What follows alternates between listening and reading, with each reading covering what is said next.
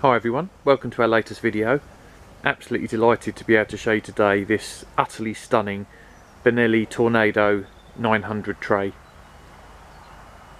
Now, for those of you that know what you're looking at, you'll be aware that Benelli, obviously Italian heritage, a really fantastic history actually, Benelli, but nonetheless, certainly in the modern era, been a purveyor of more exotic motorcycles in significantly smaller numbers than its mainstream brethren. But I guess it's probably fair to say that this is a uniquely styled motorcycle. I don't think there's been another motorbike in the modern era quite as wacky as this, although a fair few have tried, MV Agusta included.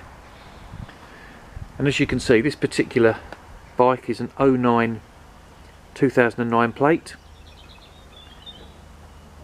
and she's covered just 2,400 miles from new. Now that in itself is not unusual, because I think it's fair to say the Benelli Tornado is very much a second, third or even fourth bike. It's definitely a bike for the connoisseur, and dare I say it, not one for everyday use. And I think that would probably be fair to say from both a comfort and possibly a long-term reliability position. But as I say, it's a piece of Italian exotica, and there can't be too many out there as pristine as this one. As I say, she's covered 2,400 miles. This bike was registered in 2009, although you can largely take the number plates out of the equation with Benelli Tornadoes. All the 900s were actually built between 2003 and 2005.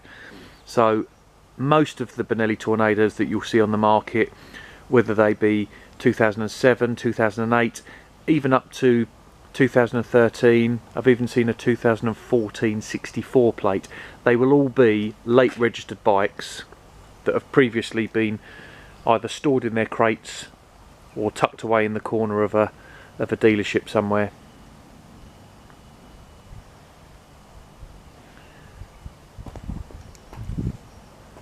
So basically what we're looking at here is Benelli's attempt at World Superbike domination. This was the bike that Benelli homologated in order to go racing in the early noughties. And I may be slightly biased, but this has got to be one of the most stunning motorcycles you're ever likely to see. It's typical Italian, as you can see from this sculptured tank here.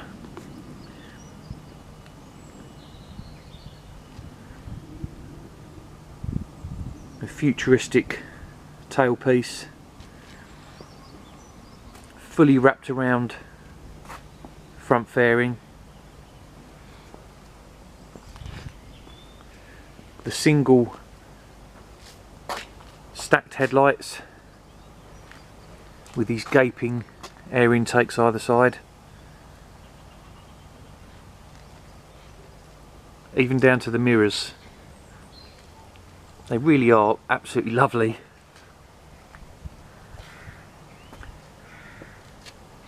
She's an absolute visual feast, this bike, but if you haven't seen a Tornado before, probably the thing that sets them apart more than anything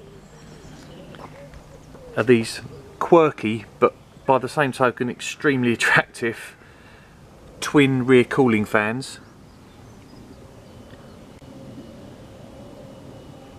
And they have been mistaken over the years as a number of things like jet propulsion and all sorts of things for the less educated.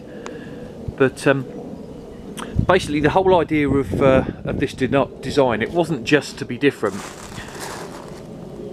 So this engine is basically a 3-cylinder 900cc triple, and Benelli's idea of running a triple was that they could have a narrower front end and therefore a more aerodynamic shape for racing.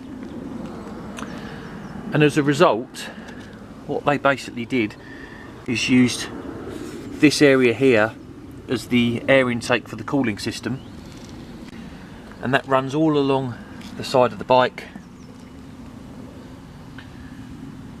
to twin under-seat radiators.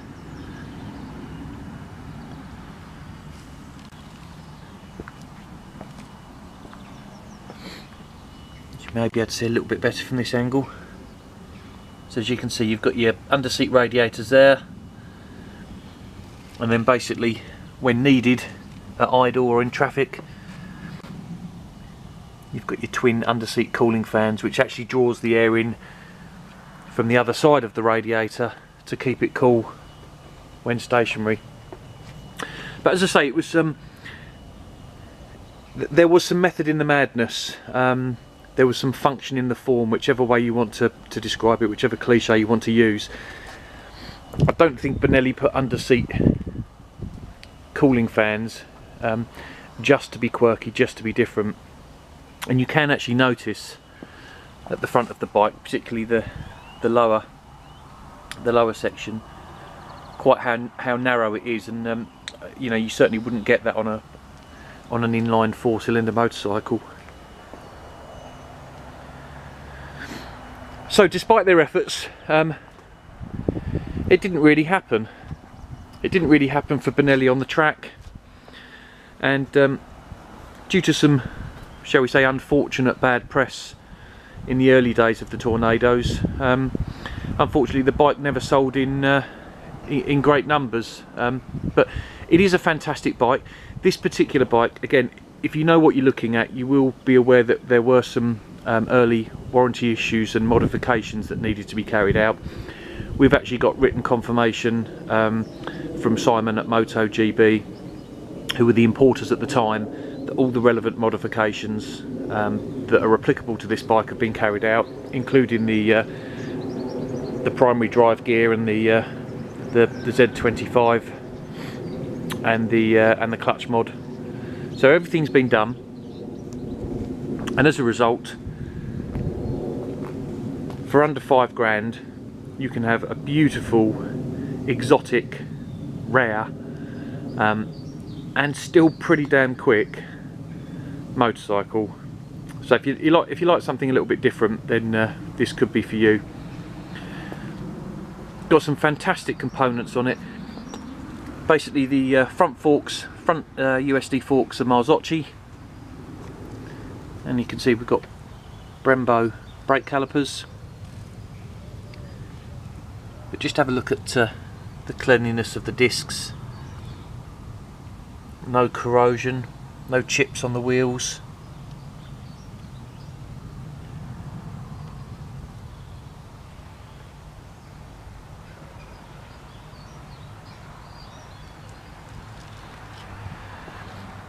Got some nice carbon heel guards there on the footrests, and we've got a lovely titanium Arrow exhaust pipe, which is actually standard equipment. That's actually made by Arrow in this beautiful sort of brushed titanium, and these sound great as well, these 3-cylinder engines.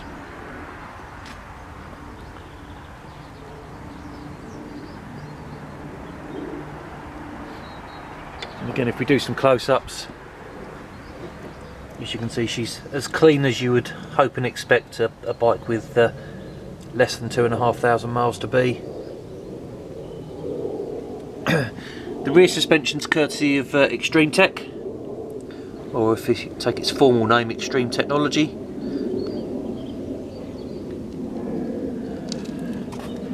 And I think it's fair to say, I would agree with the MCN review, that the suspension, you might want to tweak it for the road.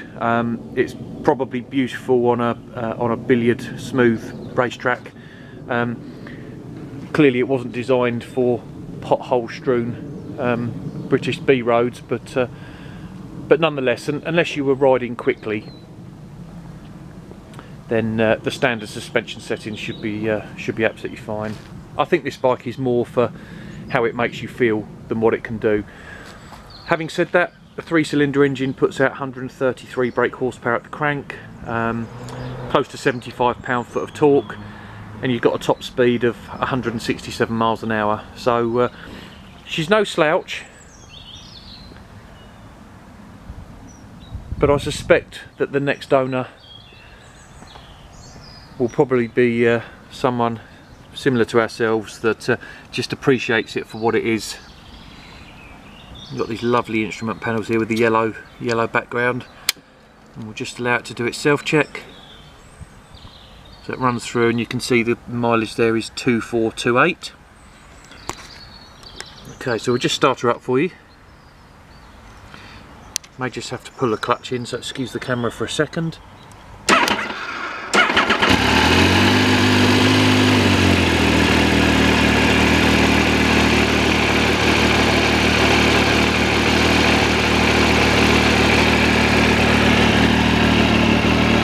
Lovely raspy sound, typically Italian, and in fact sounds not dissimilar to an MV Agusta actually. I don't know what it is about the Italians and their clutch noise, but they seem to like to engineer a brashness to their clutches.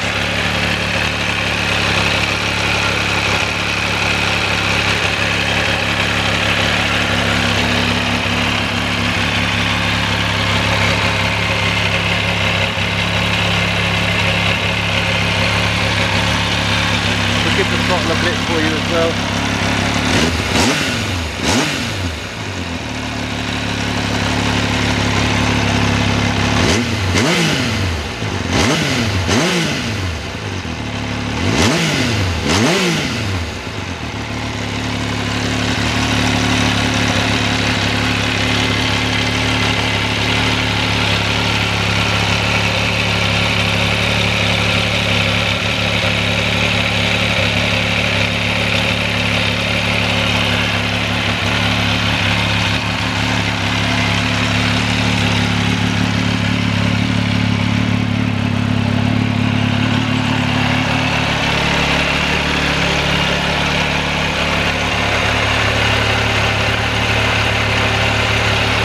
Now you may also have noticed we've got brand new tyres, and the reason I'm speaking over the bike while it's still running is hoping to get it up to temperature so we can show you those fans cutting in.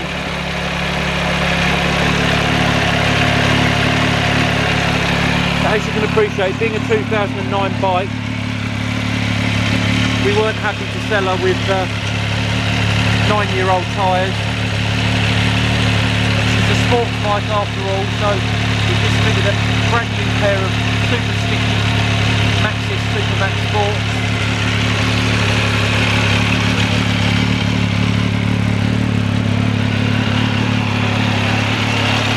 They're a tyre that either are or certainly were used by the Chris Walker Race School. So if you think you can outride a Maxxis tyre, I'd be somewhat surprised.